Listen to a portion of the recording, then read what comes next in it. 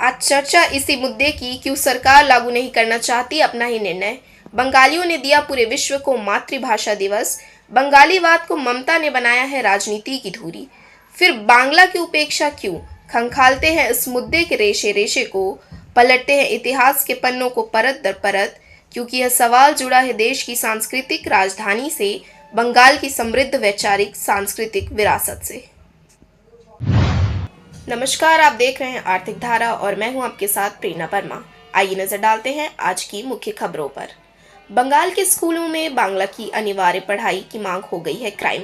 ममता सरकार ने नहीं दी इस मांग के समर्थन में सभा की अनुमति। आयोजक West Bengal linguistic minorities association को जाना पड़ा कलकत्ता हाई कोर्ट।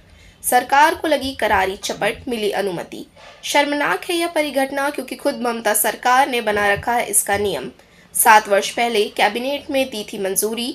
राज्य की नई शिक्षा नीति 2023 में यह शामिल। केंद्र सरकार की नई शिक्षा नीति करती है इसका अनुमोदन। फिर क्यों दोरंगी नीति? मातृभाषा के महत्व से सभी है अवगत। बंगालियों ने इस क्षेत्र में रचा है स्वर्णिम इतिहास। पहले ब्रिटिश शासकों को मात दी बंगाल विभाजन के निर्णय पर। वर्ष 1971 में जन्म दिया भाषा के नाम पर देश को, जिसे कहा जाता है बांग्लादेश। भाषा के नाम पर देश का नामकरण। ममता बेहद चिंतित रहती है बांग्ला भाषा को लेकर। बांग्ला साहित्य से अभिन्न रूप से है जुड़ी। इसके बाद भी राजनीति ने कर दिया है उन्हें विवेक शून्य। स्थिति हो गई है ऐसी, अंधेर नगरी चौपट राजा, टके शेर भाजी टके शेर खाजा। सरकार गठन के बाद साल 2011 के मई में की पहली कैबिनेट बैठक।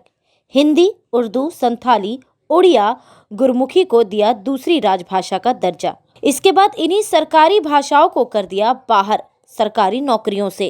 क्षेत्रीयता की राजनीति हुई शुरू। मई 2017 में हुई कैबिनेट की बैठक। निर्णय लिया सरकार ने, राज्य के हर स्कूल, चाहे वह सरकारी हो या निजी, 12वीं कक्षा तक अनिवार्य रूप से होगी बांग्ला की पढ़ाई। तर्क दिया गया मातृभाषा के महत्व का। तत्कालीन शिक्षा मंत्री पार्थ चैटर्जी ने की इसकी घोषणा। राज्य की शिक्षा नीति में 2 भाषाओं की पढ़ाई की थी व्यवस्था। शिक्षा जगत में खूब उठे सवाल। मामला पड़ गया ठंडे बस्ते में। वर्ष 2020 में केंद्र सरकार ने लागू की नई शिक्षा नीति। प्रावधान था त्रिभाषा का। हिंदी और अंग्रेजी के साथ राज्यों की क्षेत्रीय भाषा की गई अनिवार्य। ममता सरकार ने इसे लागू करने से कर दिया इनकार। अपनी शिक्षा नीति बनाने का किया दावा। 7 अप्रैल 2022 को गठित की गई विशेषज्ञों की कमेटी। कोऑर्डिनेटर बनाए गए अभिक मजूमदार। कमेटी ने रिपोर्ट सौंपी 17 नवंबर 2022 को। ममता सरकार के वरीय विशेष सचिव जयदीप मुखर्जी ने कलकत्ता गजट में अधिसूचना जारी की 5 सितंबर 2023 को। इसमें भी 12वीं कक्षा तक बांग्ला की पढ़ाई सभी स्कूलों में की गई अनिवार्य। हालांकि इसे पहले अनिवार्य भाषा का नहीं मिला स्टेटस। इसके बाद भी निर्णय पड़ा है फाइलों में। Bengal chamber of commerce and industry rising Asia foundation ने आयोजित किया है कोलकाता में शिखर सम्मेलन। संबोधित किया इसे ममता सरकार के आर्थिक मुख्य सलाहकार पूर्व वित्त मंत्री अमित मित्रा ने। मांग सृजन, आर्थिक विकास को तेज करने पर दिया जोर। मानव पूंजी यानी ह्यूमन कैपिटल पर दिया सर्वाधिक राहबल। इसके बाद भी ममता सरकार कर रही खेला। बांग्ला बांग्ली के हितों में नाम कर रही इनके खिलाफ की साजिश। बुन रही अजीबोगरीब ताना बाना, जिसमें वे खुद ही उलझती जा रही लगातार। शिखर सम्मेलन में आर्थिक सलाहकार अमित मित्रा ने किया दावा, ह्यूमन कैपिटल है जरूरी। देश में सर्वाधिक जोर दिया है ममता सरकार ने। इसके रिजल्ट में बंगाल में देश के तुलना में है कम बेरोजगारी। किया दावा, ममता सरकार ने राज्य में खोले नए 905 primary school, 6000 upper primary school, 747 माध्यमिक स्कूल, 2096 नए हायर सेकेंडरी स्कूल, 52 नए सरकारी कॉलेज, 543 निजी कॉलेज, 30 नए पॉलिटेक्निक। तो फिर हिंदी माध्यम स्कूलों के साथ पक्षपात क्यों? राज्य में है 1333 हिंदी माध्यम प्राथमिक विद्यालय। हिंदी माध्यम माध्यमिक स्कूलों की संख्या 94। हिंदी माध्यम हायर सेकेंडरी स्कूलों की संख्या 217।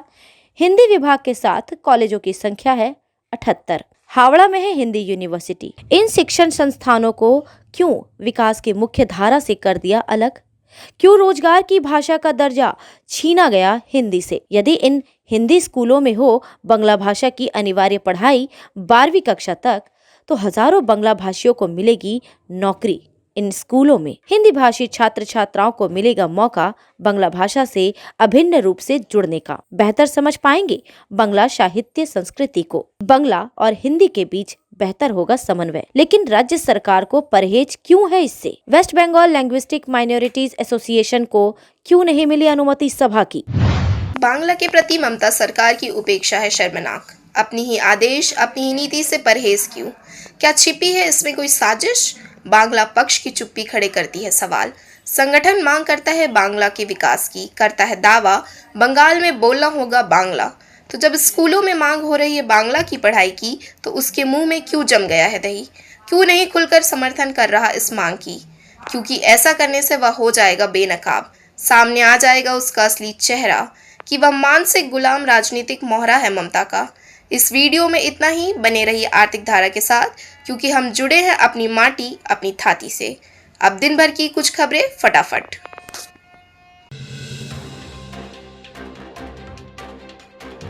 आसनसोल में बदलने लगा है मौसम।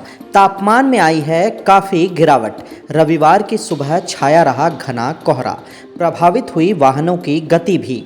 आसमान में छाए दिखे काले बादल।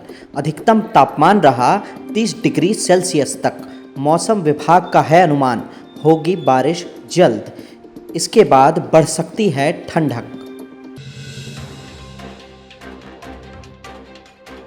आसनसोल सृष्टि नगर में आसनसोल एआईपी ने लगाया करियर फेयर एजुकेशन एक्सपो। कई जिले से आए छात्र छात्राएं सर्वश्रेष्ठ एमबीए कॉलेजों के बारे में दी गई जानकारी। विभिन्न कॉलेजों के प्रतिनिधि थे मौजूद। Admission, student credit card, future से संबंधित जानकारी दी गई। छात्र और गार्जियनों ने की आयोजन की प्रशंसा। एक ही स्थल पर मिल गई कई जानकारी। आसनसोल में श्री नरसिंह बांध बालाजी धाम का चल रहा रजत जयंती समारोह।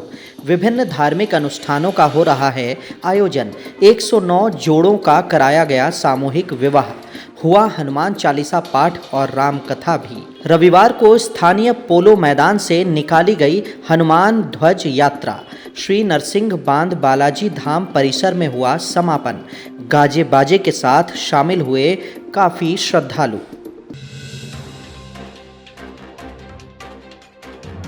आसनसोल में मनाया गया आदिवासी दिवस। मोतीडीह में आदिवासी छात्र छात्राओं के बीच किया गया स्कूली बैग का वितरण। पहल की रूपनारायणपुर फाड़ी प्रभारी अरुणाव भट्टाचार्य ने। उन्होंने जानकारी दी, समय समय पर सामाजिक काम करती है पुलिस भी। आदिवासी समुदाय में शिक्षा पर बढ़ रहा है जोर। इसे और अधिक प्रोत्साहित करने की है आवश्यकता। छात्र छात्राओं की समस्याओं के समाधान का आश्वासन दिया उन्होंने।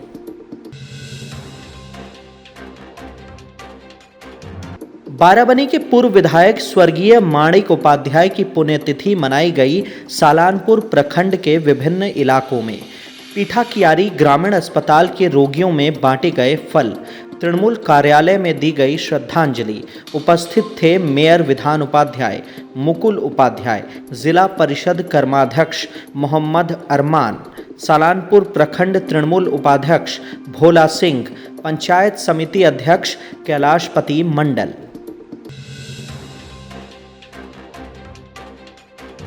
झारखंड के सीमावर्ती शहर चिरकुंडा में मनोज अग्रवाल की राशन दुकान में हो गई चोरी। सेंधमारी कर अपराधी घुसे दुकान में। कैश सहित कीमती सामानों पर हाथ कर दिया साफ। सेंधमारी के साथ साथ छत भी थी क्षतिग्रस्त। दुकान में लगे सीसीटीवी कैमरों के अपराधियों ने काट दिए थे तार। 3 लाख कैश हाथ लगे अपराधियों के। चिरकुंडा थाना पुलिस कर रही है जांच।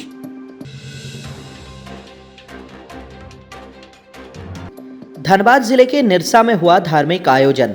श्री श्याम दीवाने 11 कुंड ने आयोजित की फाल्गुन महोत्सव भजन संध्या। सजाया गया बाबा श्याम का भव्य दरबार। विधायक अरूप चटर्जी किए गए सम्मानित। कुमार धुबी, चिरकुंडा, मुगमा, निरसा, बराकर, कुल्टी, न्यामतपुर, आसनसोल, बर्धमान से पहुंचे श्रद्धालु। कोलकाता के विवेक शर्मा, टाटानगर के अनुभव अग्रवाल ने की भजनों की बारिश। कोलकाता के रानी रासमणी रोड में West Bengal linguistic minority association के आह्वान पर एक जनसभा का आयोजन किया गया। सभा में उमड़ी भारी भीड़। राज्य के सभी स्कूलों में बांग्ला को अनिवार्य रूप से पढ़ाने की उठाई गई मांग।